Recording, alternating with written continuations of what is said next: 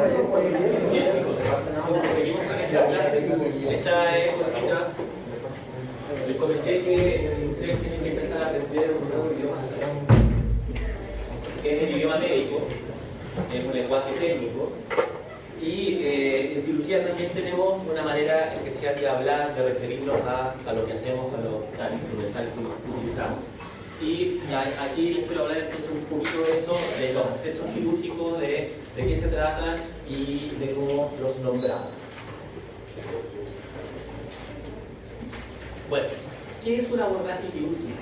¿Alguien sabe qué significa abordaje? ¿Alguien ha escuchado ese término en alguna otra cosa? De los piratas cuando saltan. Claro, los piratas, los marinos, ¿cierto? Abordaje. Claro, eso también. Dice crédito porque no vivió para no saber. Bueno, abordaje es eso, ¿cierto? Es saltar a algún lugar, es pasar de un lugar a otro, ¿cierto? Abordar, pero no solo saltar de un lugar, sino que acceder y como conquistar esa parte. Tiene como todas esas acepciones la palabra abordaje. ¿Y qué es un abordaje quirúrgico? Es un lugar y un método ¿ya? Al cual se accede a una región anatómica específica con el fin de realizar un procedimiento quirúrgico. Y a eso le llamamos nosotros en medicina y en cirugía en particular abordaje quirúrgico. Abordaje quirúrgico hay innumerables. Aquí no me interesa que ustedes aprendan acá los nombres, nada, no es necesario, quiero que los conozcan y se familiaricen con ellos. Cualquier sitio anatómico del cuerpo humano es abordable. Todo.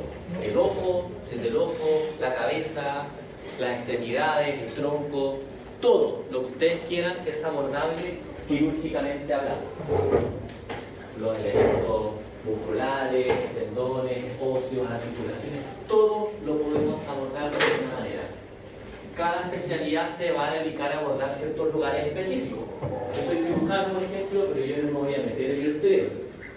Ahí están los neurocirujanos. En la especialidad solo va a meterse en el cerebro y básicamente en el tronco encefálico, la médula espinal y los nervios periféricos. Y ellos se dedican solo a operar eso. Y ellos tienen accesos quirúrgicos también para eso. Ahora, los accesos quirúrgicos varían según muchos factores, como lo que les acabo de explicar, por ejemplo, la especialidad, pero también su especialidad depende de cada cirujano, porque cada cirujano aprende de manera distinta en lugares diferentes. Y aunque ustedes no lo crean, la cirugía no se enseña exactamente igual aquí como se enseña en Francia, como se enseña en Estados Unidos, como se enseña en Inglaterra.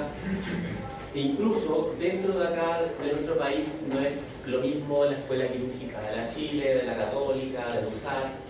Cada lugar, cada centro formador quirúrgico tiene su particularidad, incluso para operar una misma cosa, puede hacerlo de manera diferente a como lo hace otro colega u otro lugar específico. Así que hay mucha variación en cómo nosotros podemos acceder a un lugar anatómico. Todos son invasivos. No existe la cirugía no invasiva. Por concepto, la cirugía es invasiva. Podemos hablar de mínimamente invasivos, ¿de acuerdo? Hacemos heridas pequeñitas, accedemos a lugares por conductos, si ustedes quieren, pero siempre el cirujano va a invadir por concepto, si no, no está operando. Lo mínimamente invasivo, hay algunos específicos con laparoscópico, ¿cierto? Le mostré la laparoscopía. También hay accesos percutáneos. Esto es un poquito más de resorte de ciertas especialidades que son los radiólogos intervencionales, pero también hay cirujanos, qué sé yo, u otros que pueden acceder de manera percutánea. Y también están los endoscópicos. ¿Qué particularidad tienen los endoscópicos? Que los endoscópicos acceden a lugares por orificios naturales. La boca, el ano, los oídos, la uretra, etc. Había escuchado que, o sea, se supone que uno tiene el título de médico general, no, médico cirujano, y me habían dicho que eso significaba que uno podía hacer como, entre comillas, cirugías menores, como por ejemplo relacionado a una uña encarnada. Eso no, o sea, no entiendo muy bien el concepto de cirugía menor, pero si por ejemplo dieron el ejemplo de cirugía, o sea, de uña encarnada, ¿eso entonces no cuenta como cirugía? Sí, claro, cuenta como cirugía. A ver, el título que ustedes les van a dar de médico cirujano viene de mucho tiempo atrás. Probablemente casi un siglo, yo creo. Y hace mucho tiempo atrás, hablo de más de 50 años atrás, los médicos generales operaban. Porque las condiciones que habían en ese entonces obligaban a los médicos a hacerlo. Entonces, un médico general, como van a salir ustedes titulados de esta carrera, estaba, entre comillas, capacitado para, por ejemplo, hacer una apendicectomía, para hacer una cesárea, para realizar no solo cirugías menores, sino incluso cirugías mayores. Pero eso era, dadas las condiciones geográficas y de red asistencial de la época, los médicos generales estaban obligados a hacerlo así, porque si no lo hacían, los pacientes se morían. ¿Ya? Entonces en esa época no había grandes hospitales, la accesibilidad a los grandes hospitales, si es que los había, era muy difícil. Entonces, en vez de tener un paciente con una apendicitis esperando una semana poder trasladarlo, era mejor operarlo, porque si no ese paciente se iba a morir. Entonces sí, había que operar. Lo mismo, por ejemplo, con la cesárea. Hoy en día las cesáreas son de exclusividad de los ginecobstetras. No hay otro médico, ni general, ni otro especialista que haga cesáreas. Pero antiguamente los médicos generales sí hacían. Y operaban. Le colocaban la raquilla a la mujer y hacían la cesárea, porque claro, no había tiempo ni manera de trasladar a una mujer que estaba en un parto complicado y que necesitaba una cesárea. Entonces, o se moría la mamá y la guagua, o lo operaba ese médico general. Era la única posibilidad. Por supuesto que había una mortalidad asociada importante, pero no era mayor que dejar al paciente morir por su patología. Hoy en día eso no va así. Sí, el médico general está capacitado para, o debería estar capacitado para hacer cirugías menores, sí, que se hace con anestesia local y con incisiones pequeñitas básicamente, que no requieren anestesia general. Bueno, el primer paso de un abordaje quirúrgico es la incisión. Es abrir alguna barrera que protege el lugar a donde nosotros queremos acceder. Y para hacer la incisión tenemos que tener varias consideraciones. ¿Ya? La incisión se planifica, no es una cosa al azar, no es algo que se le ocurrió al cirujano ahí justo en el momento donde estaba operando, es algo que se planifica y tiene que ver, por supuesto, con el diagnóstico preoperatorio, qué es lo que voy a operar. Y ahí sale el lugar donde yo voy a hacer la incisión y cómo la voy a hacer. Les pongo acá una foto del abdomen porque por lo menos para los cirujanos generales lo que más operamos es abdomen. Operamos otras partes también, como yo todas se podía mostrar, pero lo que más operamos es abdomen. Y hay un montón de incisiones que podemos hacer como aparece en esta ilustración. También tiene que ver qué tipo de incisión utilizamos, la rapidez con que tenemos que hacer la cirugía. Hay incisiones que son más fáciles que hacer que otras, por lo tanto son más rápidas. También depende de las operaciones previas. ¿Por qué? Porque muchas veces los pacientes ya han sido operados y tienen incisiones. Y muchas veces esas incisiones previas nos van a dificultar hacer la incisión que nosotros realmente queramos para esa operación que va a requerir el paciente en esta ocasión. Entonces también tenemos que considerar eso. Por supuesto que también tiene que ver la contextura. Pacientes más flaquitos son más fáciles que los gorditos y por lo tanto vamos a elegir otro tipo de incisiones. La presencia o la necesidad de realizar estomas. ¿Alguien sabe lo que es un estoma? Un orificio artificial. Un orificio, algo así como un orificio artificial ¿de qué? Que se genera en una parte del cuerpo. ¿Ya? Pero es... intestino. ¿Ah? Generalmente, yo al menos lo he visto más asociado a intestinos. Asociado al intestino, claro. ¿Qué más? ¿Ok? Orina también, ¿cierto? ¿Alguien más ha escuchado algún otro estoma en alguna otra parte de la tráquea? Ah, la tráquea también, ¿qué más? Cuando hay Pleurostomía, traqueostomía, ureterostomía, laparostomía, hay un montón, ¿cierto? Y las más frecuentes, como decía por aquí la compañera, creo, son de intestino. La colostomía, por ejemplo, del colon, y la enterostomía de alguna parte del intestino delgado, que puede ser yeyunostomía o ileostomía. ¿Y por qué se llama estoma? Estoma significa boca. Viene de, no recuerdo si del griego o el latín, y básicamente es abocar alguna visera hueca a la piel, o alguna cavidad a la piel. Cuando hablo de víscera hueca, por ejemplo, puede ser el colon, puede ser el intestino, puede ser la vesícula, puede ser incluso la vía biliar. Y cuando hablo de cavidad, puede ser, por ejemplo, la cavidad pleural, ya una pleurostomía. ¿De acuerdo? Entonces, si voy a necesitar hacer, o si el paciente tiene estomas ya, o si lo voy a necesitar hacer, eso también va a influir en cómo voy a yo planificar mi incisión. Y hay varios factores a considerar. La accesibilidad. ¿Qué quiere decir la accesibilidad? Que esa incisión o ese abordaje que yo voy a elegir, cuán fácil me va a dar acceso al órgano donde yo quiero ir a operar. ¿Ya? Esto es un paciente que está en decúbito lateral derecho, y aquí se va a practicar una toracotomía. Ya les voy a explicar más o menos cómo se hace. La extensibilidad, es decir, si esa incisión que yo voy a elegir es extensible o no. Hay algunas que no lo son, que tengo un espacio reducido, otras que sí me permiten extenderla si es necesario. ¿Ya? Como por ejemplo aquí es una toracotomía anterolateral, ¿cierto? Que me permite acceder al espacio pleural, ese es el pulmón, ¿ya? Y esto es, ¿cierto? Acá, este borde que se ve acá son las costillas que están separadas por este aparato que está acá, que es un separador que se llama filoqueto. Y también otro factor importante a considerar en un acceso quirúrgico es la seguridad que yo tengo, es decir, que ese acceso sea confiable, que al hacer la incisión, al acceder al lugar donde yo quiero, lo haga de manera segura y no tenga el riesgo, por ejemplo, de lesionar alguna parte, algún tejido, algún órgano, etc. De hacerlo de manera segura. Otras cosas que hay que tener en cuenta antes de realizar una incisión o al considerar hacerla son reparos anatómicos.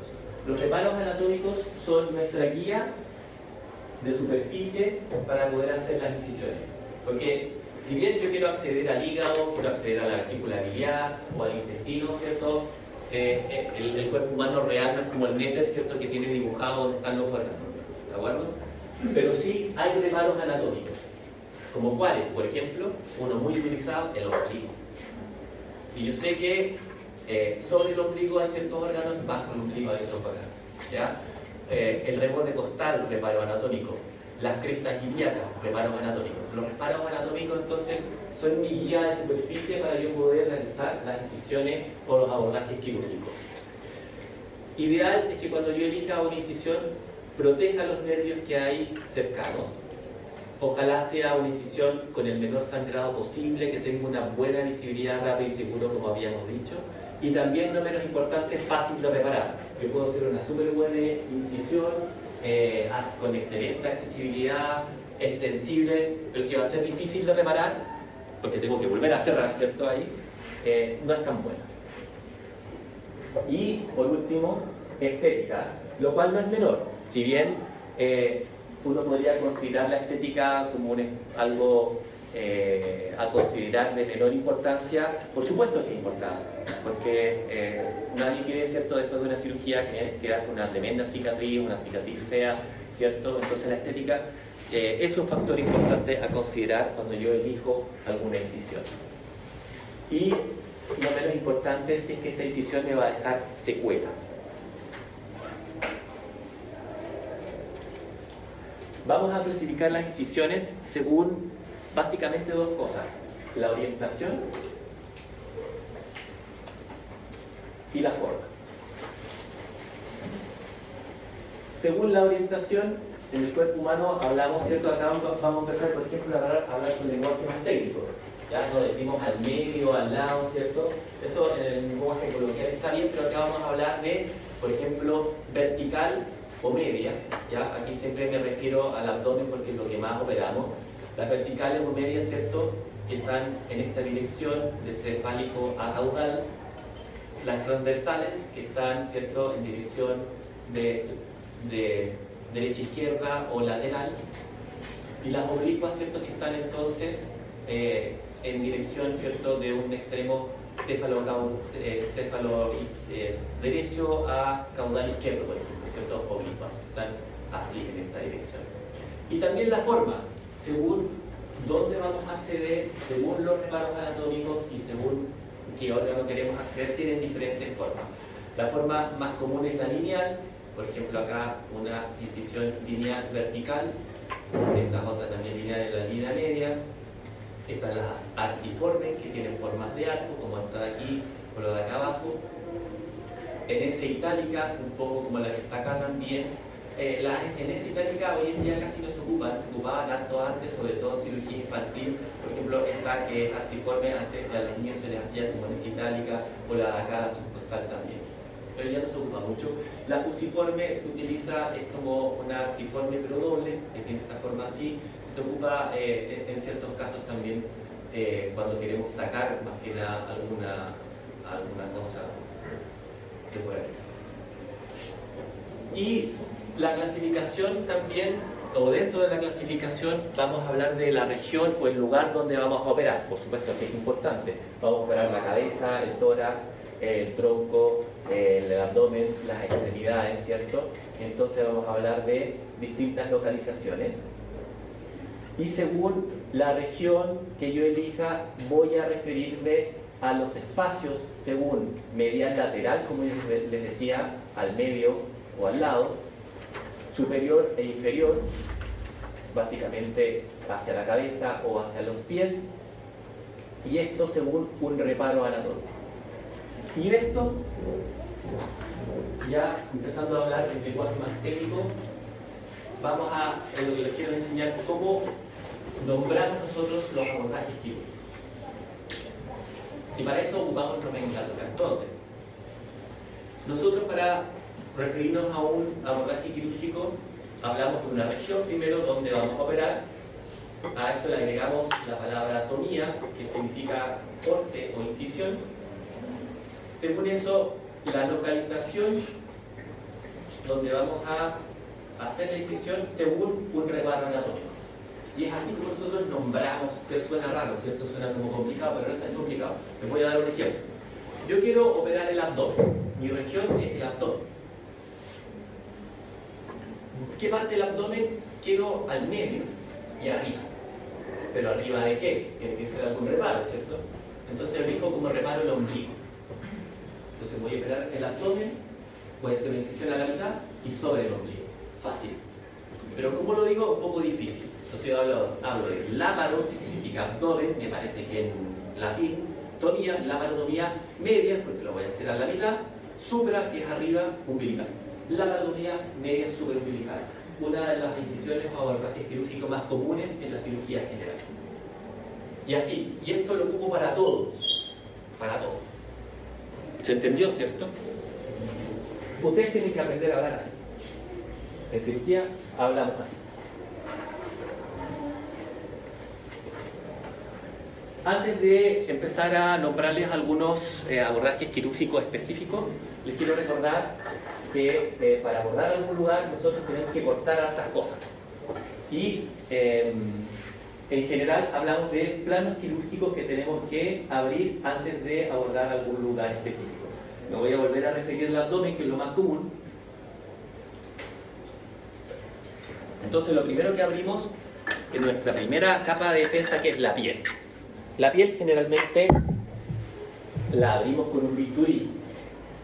¿Por qué? Porque el bisturí, esta hoja metálica muy delgadita, genera un corte muy neto, muy fino y muy parejo, que después me va a ser muy fácil suturar y cerrar, y estéticamente va a cicatrizar mucho mejor que si lo hiciera con otro tipo de metodología. Después de la piel tengo el tejido subcutáneo, que es este tejido graso que está acá, justo debajito de la piel, El tejido subcutáneo también lo puedo abrir con el bisturí, pero generalmente no lo ocupo, porque el tejido subcutáneo está ricamente vascularizado. Entonces, si lo hago con el bisturí, sangra mucho. Lo puedo hacer, pero voy a tener que hacer mucha hemostasia, y para esto entonces tenemos algunos equipos que se llaman bisturí electroquirúrgicos, que utilizan la energía eléctrica como calor para poder hacer incisiones y también para hacer hemostasia, es decir, si yo encuentro un vaso que está sangrando, le puedo aplicar esa energía y el vaso deja de sangrar, se coagula. Entonces ya aquí al espacio subcutáneo voy a utilizar el electrobisturí para poder abrirlo. En el tejido subcutáneo encontramos tejido adiposo y además unas fascias, ¿cierto? Que es un tejido como un poquito más firme que el tejido adiposo, y que también está por capas acá en la pared del abdomen al menos, y en otros lugares anatómicos también. Después del tejido subcutáneo tengo los músculos.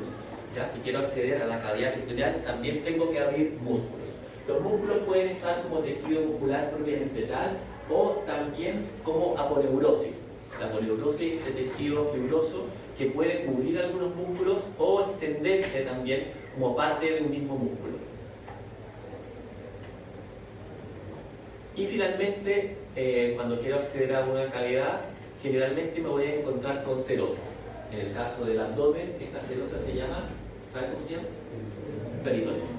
Peritoneo que también tengo que abrirlo, es una capita delgadita más laxa que también tengo que abrir para acceder a la cavidad peritoneal. Y finalmente me encuentro con las cavidades, y si quiero abrir alguna cavidad, por ejemplo como la vesícula, la vía biliar, el colon, entonces ahí también, ¿cierto?, tengo que acceder a esa cavidad.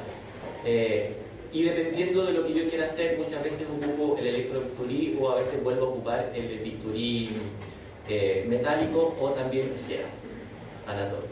Y finalmente los órganos. Acá más o menos lo mismo: la piel, el tejido celular subcutáneo, los distintos capas musculares, y finalmente, ¿cierto?, esta capa que es el peritoneo en el caso de la serosa del abdomen. Y para finalizar les voy a hablar de algunas abordajes quirúrgicos específicos de cirugía general. No les voy a hablar de neurocirugía, de otorrino, de oftalmología, porque nosotros no operamos esas cosas. Me imagino que lo van a ver ustedes con las otras especialidades, cada una con su particularidad. Pero acá vamos a hablar de lo más común. ¿Qué operamos en cirugía general? Cuello, por ejemplo. Cuello, cuando hablamos de abordaje del cuello, hablamos de cervicotomía. Podemos hacer una cervicotomía media, como por ejemplo esta de acá, ¿cierto? Justo en la mitad del cuello, la línea media, hablando técnicamente, desde el cartílago tiroides hasta manubrio esternal. Podemos abrir un poco más o un poco menos que eso, pero nos sirve la cervicotomía media, por ejemplo, para hacer una traqueostomía en un paciente que requiere un tipo de ventilación diferente. También es un acceso relativamente bueno para la glándula tiroides. Ahí está más o menos dibujadita la glándula tiroides cuando hay que extirpar parte o la totalidad de la glándula, así también como las glándulas paratiroides. Y básicamente eso, me permite acceso a eso. La cervicotomía transversa se hace de derecha a izquierda o izquierda a derecha de manera transversa. Es la más utilizada para la tiroidectomía total o parcial, también para la paratiroidectomía, y es más estética que la media, porque me permite utilizar los pliegues del cuello para que la cicatriz no se vea tanto. Esta es una transversa, típico para la tiroidectomía. Y la cervicotomía lateral oblicua es la más utilizada en trauma cervical, porque nos da mucho acceso muy rápido y fácil a la vasculatura del cuello. Acá nos vamos por el borde anterior del músculo externo cleidomastoideo, derecho o izquierdo, según donde quiera acceder, y caigo directamente donde está la yugular interna y la carótida. También es utilizado para la cirugía oncológica de la tiroides, cuando tengo que hacer un drenaje linfático o una linfadenectomía local. Porque aquí están los a ganglios linfáticos a los cuales va a migrar el cáncer de tiroides si es que lo ha hecho. Y en trauma cervical es el mejor acceso porque es donde me va a dar un acceso a estos vasos importantes que yo les digo que si están lesionados hay que reparar. Cuando vamos a acceder al tórax, hablamos de toracotomía. Acá tenemos un poquito más de variedad. La toracotomía posterolateral es la que más se ocupa. La toracotomía posterolateral se hace con el paciente de cúbito lateral derecho-izquierdo según qué tórax quiero acceder. Parte desde la punta de la escápula, un poquito más atrás de la punta escapular, hasta más o menos la línea axilar anterior, a nivel del quinto espacio intercostal. Y es ampliable si es que es necesario hasta el esternón ipsilateral. Acá, después de la piel, ¿cierto? También me encuentro con tejido subcutáneo, con algunos músculos como el músculo serrato, el dorsal ancho también, ¿cierto? Que muchas veces tengo que seccionar parte o la totalidad de él. Y finalmente caigo a los músculos intercostales, los cuales se abren y con eso finalmente llego a la pleura y abriendo la pleura accedo a la cavidad pleural del tórax. La anterolateral va desde el esternón hasta un poco antes o casi hasta la escápula ipsilateral, y también puedo hacer una anterior bilateral, es decir, pongo al paciente en decúbito supino y no sé si tengo, sí, bueno, y ¿cierto? Más o menos a nivel del quinto espacio intercostal, eso como referencia anatómica tengo los pezones, abro el paciente de un lado a otro. Y finalmente, otro acceso muscular en el tórax es la esternotomía media, me da acceso directo al mediastino y es uno de los abordajes quirúrgicos más usados por los cirujanos cardiovasculares cuando van a operar corazón o los grandes vasos. Esto se hace literalmente abriendo por la mitad el esternón. Para eso se ocupan unas sierras circulares especiales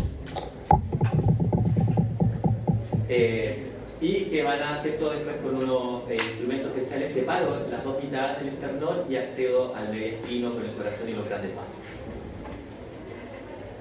Ahí tengo el dibujito. De hecho, se hace la incisión en la piel, el tejido subcutáneo que es delgadito acá, accedo prácticamente al tiro del esternón, pongo el dedito ahí debajo del manubrio esternal y paso a la sierra circular y abro el esternón por completo. El abdomen es lo que más operamos, lejos. Y acá tenemos un montón. Cuando hablamos de acceso abdominal, hablamos de la laparotomía. La laparotomía media es la más utilizada por lejos, es rápida, es fácil, todo el mundo la conoce, es reparable, es reproducible, tiene prácticamente todas las ventajas de las consideraciones que les acabo de hablar. Según dónde quiero abordar, lo puedo hacer sobre el ombligo supraumbilical o bajo el ombligo infraumbilical o supra-infraumbilical, desde la apófisis sifoide hasta el pubis. Puedo hacerlo también al ladito, no en la línea media vertical, pero paramediana se habla. La laparotomía paramediana se utilizaba con más frecuencia antes, ya no se utiliza tanto porque no es un acceso quirúrgico tan bueno. Se utilizaba, por ejemplo, para operar la vesícula acá, una paramediana derecha, pero ya prácticamente está en desuso. La laparotomía oblicua va, ¿cierto?, como en diagonal. La laparotomía oblicua más común es la laparotomía subcostal derecha o la laparotomía de Kocher, que se utiliza para el acceso al hígado, pero también a la vía biliar, perdón, a la vesícula y la vía biliar. La subcostal la puedo hacer al lado derecho, al lado izquierdo o también bilateral. Cuando la hago bilateral tiene un nombre propio, se llama chevron. Esto por Chevron era una marca de auto, creo, y tenía como un símbolo así, y los pacientes quedaban como con el símbolo de esa marca de auto.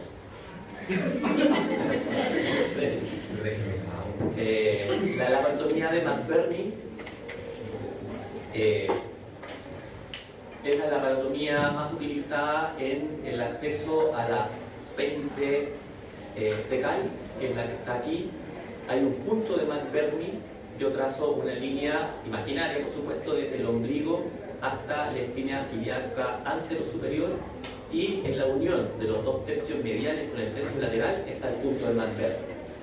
Y en ese punto, cuando yo aprieto y el paciente tiene una apendicitis, le duele, y es ahí donde más probablemente va a estar el apéndice. Entonces yo ahí en ese punto hago una laparotomía oblicua pequeñita y probablemente voy a caer casi arriba o muy cerca del apéndice para hacer una apendicectomía. También hay laparotomías transversas, como la que se ve acá. En la laparotomía transversa se ocupa poco en la cirugía abdominal del adulto, se ocupa un poco más en la cirugía infantil, porque los niños son más cortitos. Entonces es más fácil acceder a la cavidad peritoneal con una laparotomía transversa que con una media. La laparotomía de Rocky Davis es esta que les pongo acá, es una laparotomía oblicua que está un poquito más abajo de la laparotomía de McBurney, y se utiliza también para la apendicectomía. Es un poco más estética que la laparotomía de McBurney, porque la laparotomía de McBurney queda sobre el calzón o el calzoncillo, y esta queda más oculta. La laparotomía de Pfannenstiel es una laparotomía arciforme transversa suprapubiana, que se utiliza, o es la más utilizada por los ginecólogos obstetras para las cesáreas y para la cirugía ginecológica en general. Y la de Naylor es como un Pfannenstiel, un poquito más grande y un poquito más arriba que el Pfannenstiel. También se utiliza no para la cesárea, sino que para la cirugía gineco-obstetra, un poquito más difícil, por ejemplo la cirugía oncológica en cáncer de ovario, en cáncer de útero, y da un mejor acceso. Finalmente les coloco este monito para recordar, ¿cierto?, que en distintas cuadrantes de la cavidad, o sea, del abdomen, ¿cierto?, hay distintos órganos, y yo entonces, según mis reparos anatómicos, mis conocimientos anatómicos y finalmente las incisiones que yo aprendí y que les acabo de mostrar, es a los diferentes órganos donde voy a poder acceder. Y esa es la accesoría.